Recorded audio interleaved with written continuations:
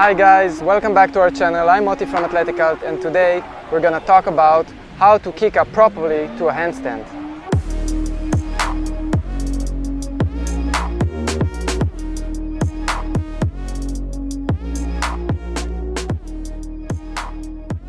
So in today's video, we're gonna talk about the proper way to kick up to a handstand.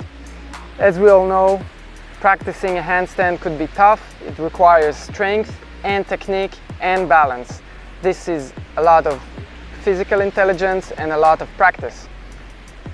Kick up for some of us may be very easy and very simple. We don't even need to think about it. We just kick up, that's it.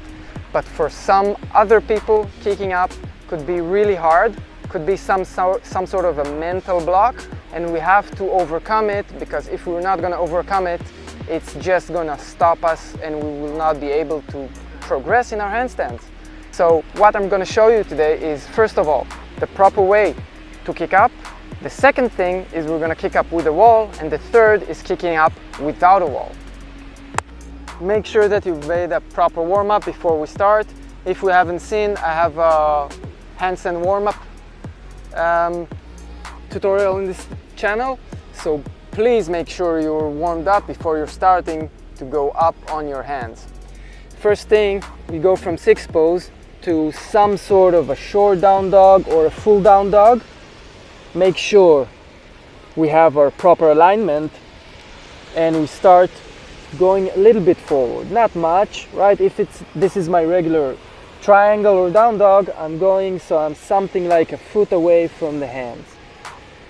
One leg goes in the center and one leg goes high around the same height, so it's parallel. From here, I'm thinking about kicking up. So when I kick up, one leg is gonna go up and the other one is not immediately gonna go up, it's gonna help me. So it's gonna push me like a pendulum. Hands are straight, pushing the shoulders, elbows are straight, and I'm pointing and going down slow. To be honest, it's really not important if I can grab and stay or just fall. Currently, I'm just thinking about the kick up itself and not about grabbing and staying up. So I've done it with one leg. Immediately I'm gonna shift, so I'm gonna be able to do it on both legs and not creating a pattern that is one-sided and not symmetrical. So I want to be able to do it on both sides. It takes longer, but it's worth it for the long term. So I'm switching legs. One leg is a bit close, and I'm gonna kick up and go down slowly. I don't care if I stay or not, I just don't wanna fall very hard. I wanna fall really controlled, like floating, like a cat. So jumping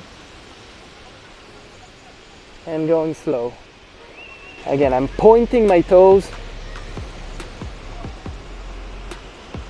tucking the tailbone, pushing the elbows and the shoulders, and back.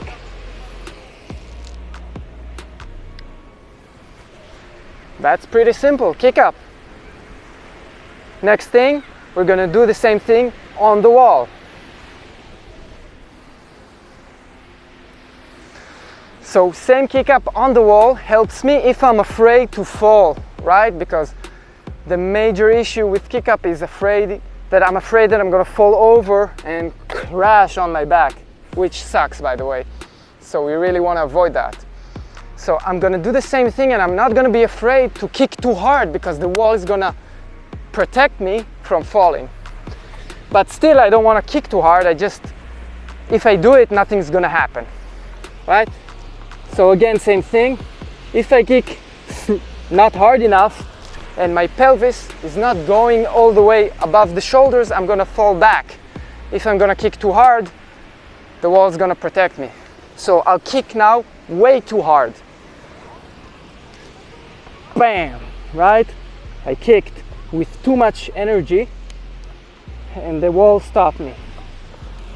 So the best thing is that I can kick up and not touch the wall. That means I kicked up with just enough energy to go up, but not over.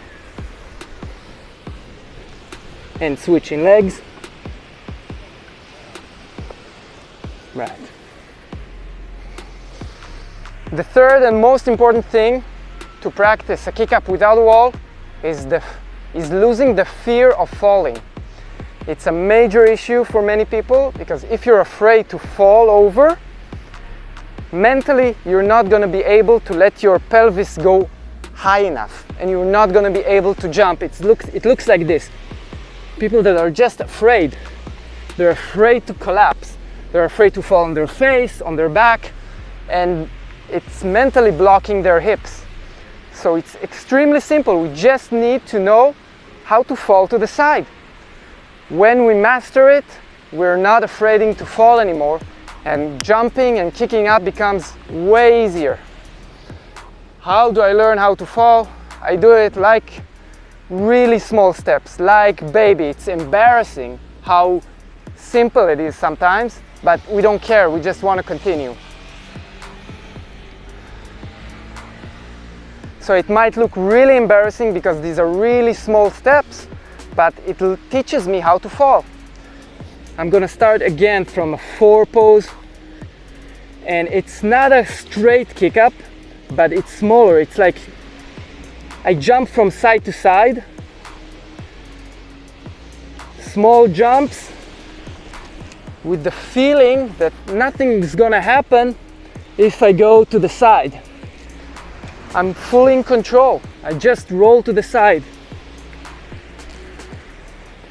When I master this basic step,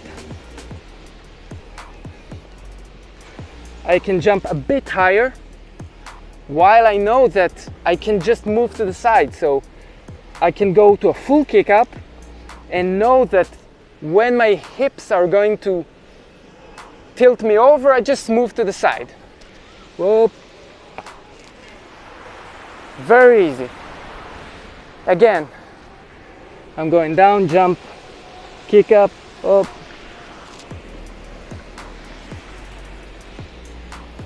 Switching legs. Woo. It looks easy, I know it takes time, but that's a very important concept to mastering falling from handstand. If you don't have this confidence, it will block you and you'll be extremely frustrated. So feel free to practice it and don't be ashamed, even if it's really small.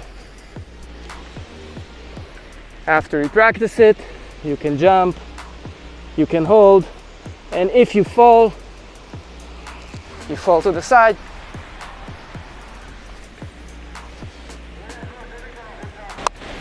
That's it. Thank you guys. That was my best tips how to learn a kick up and how to learn to fall from a handstand. My name is Moti from Athleticals. Feel free to subscribe if you like this channel, if you like the videos and the content we make. We really appreciate it. Comment below, tell me what you feel, tell me what you think about it, and see you next time.